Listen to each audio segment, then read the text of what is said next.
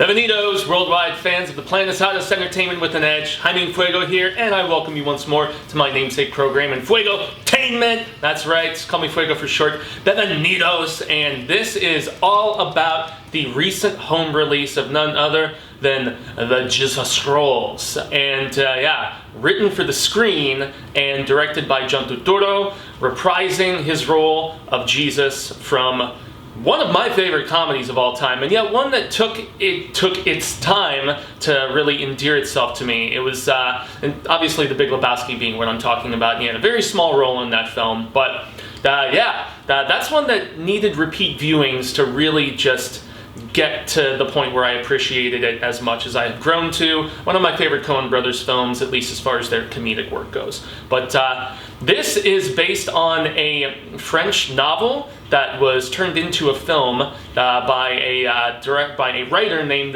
Bertrand Blier, I believe. And so the novel was from 1972. It was Les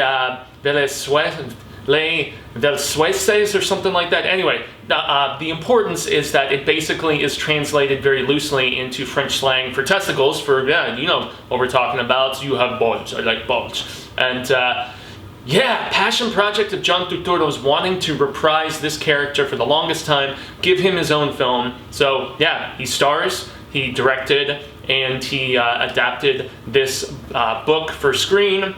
It was already a movie called Going Places, and it's at the core of the story. It's about these three people, these two men and a woman, and they, at least since I haven't read the book, I haven't seen the 70s French film, I can't really make a basis for comparison, but I can say that this film was extremely aggravating, not funny, repetitive, and boring, and that I am just, it's one of the worst things I've seen in 2020 so far. And that's not to say that it didn't have redeeming qualities as far as some beautiful cinematography, a great score throughout that is very much what you would expect from a movie that's all about, the Jesus, you don't fuck with that Jesus and all that stuff. But so we're not in LA for this. We're in New York, at least initially, or takes place in New York and all where they shot this. But and Jesus' character, he's got his second strike,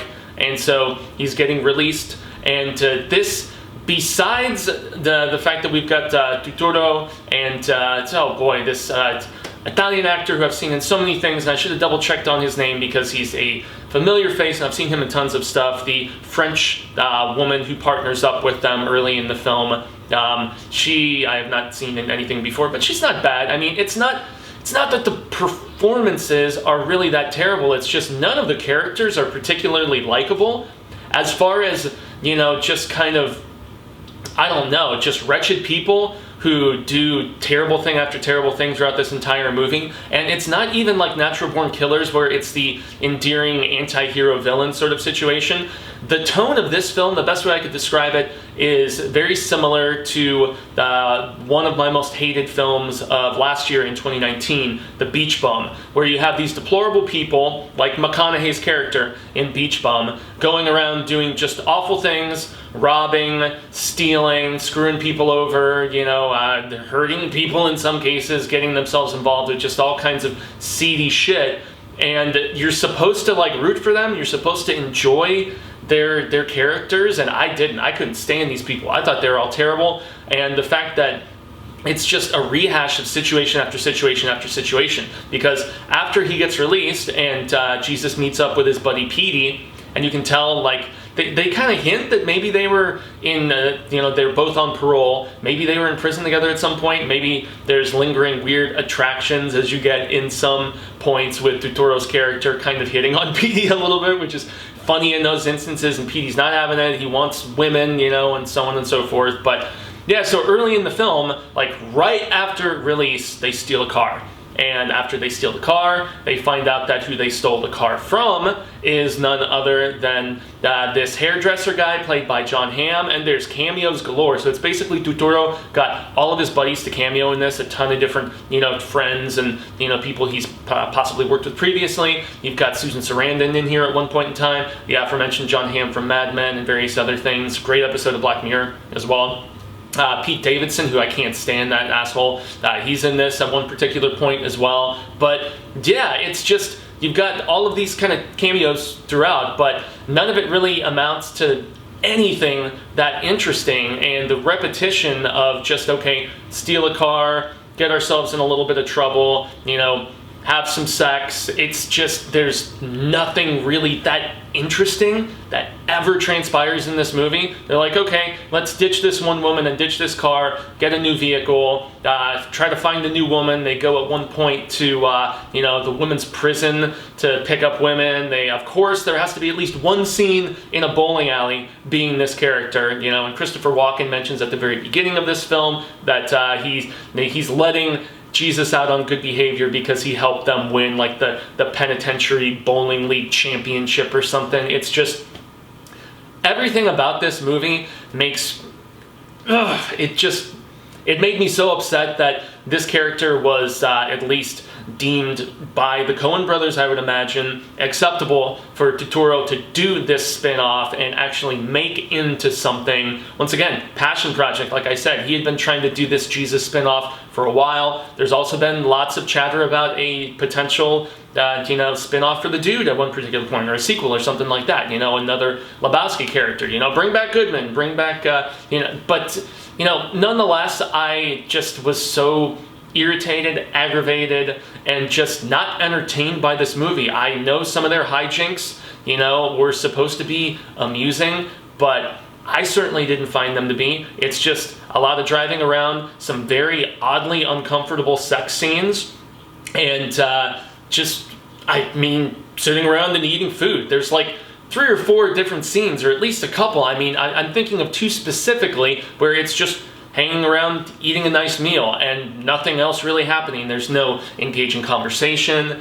character interaction. I mean, this very much felt like what the worst sort of passion projects are, where it's almost like kind of a very self-fulfilling, almost ego-type project that, you know, yes, perhaps it came from the heart, and I know that, you know, Turturro has directorial experience, not a lot of stuff, you know, I think Fate and Gigolo was the last thing that he did, that was like 6 or 7 years ago. He's most definitely a fantastic actor, and I mean, he's been great in everything, in my opinion, from Barton Fink to Secret Window, the Stephen King adaptations, and he's got dozens and dozens of credits to his IMDb as an actor, and incredibly talented. You know, he's an awesome talent in his own right. And once again, pointing to the fact that he's a pretty damn good director from a visual standpoint, but as far as crafting a compelling script, and, you know, it's often tough when you're writing, directing, and starring, when you're that triple threat, because of the fact that maybe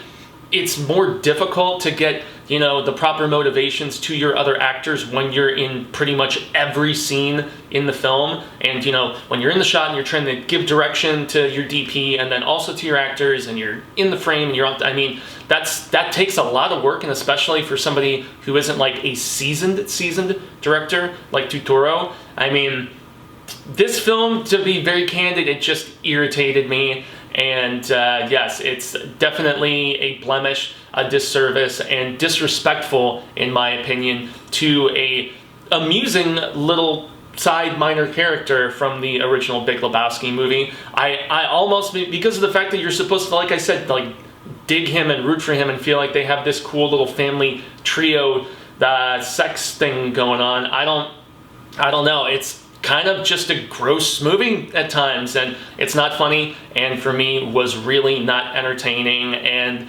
it's really rare that I say this, but this is 1 star for me. This is feo. This film just, it bothered me, it irritated me, and as someone who's been in film punditry and criticism for a number of years at this particular point, it's really, really rare that I encounter a film that I just struggle to see redeeming value for, and this is definitely in that camp. I'm going to give this a 1 out of 5. It's probably more like a 1.5 out of 5, but it is most definitely a feo film, and I'm going to leave it at that, because boy, am I sick of talking about it. I was sick like not even halfway through watching this movie. I was like, yeah, I definitely got to continue watching it. And of course, the second half of the movie just didn't give any more redeeming value at all. It was just more of the same, and then even the ending, the still ending shot, and the fact that it didn't even really resolve very much. And since I'm not familiar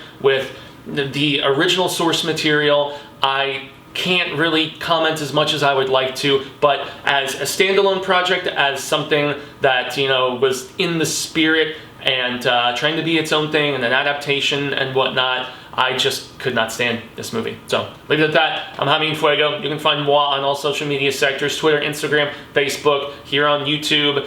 This is a channel where I try to cover smaller, more independent cinema, along with big budget stuff like Star Wars and comic films and stuff like that. There's a lot that is on hold, in flux, just in limbo here in just the community of entertainment, period. So I'm still trying to find things like this, and as a big fan of The Big Lebowski, I was curious about this movie that got a very limited theatrical release shortly before everyone got hit with the social distancing, self-quarantining, and all this different stuff. So I don't recommend seeking this out. Maybe your curiosity will pique it enough if you're a fan of The Big Lebowski, but for me, I recommend you steer clear. But hey, to each their own. Art is subjective. Maybe there's some who will find a lot more redeeming value and intrigue and interest in this, but I sure as hell did. What else I find interest in and redeeming value in is the deplorable nature of horror. And if you want to see myself, the showrunner and co-producer along with me, Cecil Laird, as well as Susie Von Slaughter, Robert Duell, and Marsha Parker, head over to youtube.com/The Horror Show channel, like you see below, and that's where we do at least one video every single day, sometimes two in certain special circumstances, but yes, a nice array of stuff from trailer reactions to reviews of films, television, novels, comic books, video games. I do a weekly Stephen King show every Saturday, Hail to Stephen King. We also do unboxings, makeup tutorials. We've done some comedy sketches, convention coverage when we still had those. So yes, everything under the scarific sun. And yeah, that's going to do it. I'm very happy to be ending this video, but I'm also very happy if you tuned in to just hear my thoughts on this one. So until the Reel of Ka comes around once more, hasta luego, cinemigos, constant readers and viewers alike in this case, but hopeful that we get to share more positive film palaver sooner rather than later. And until then, stay healthy, watch more movies, but stay the hell away from this one.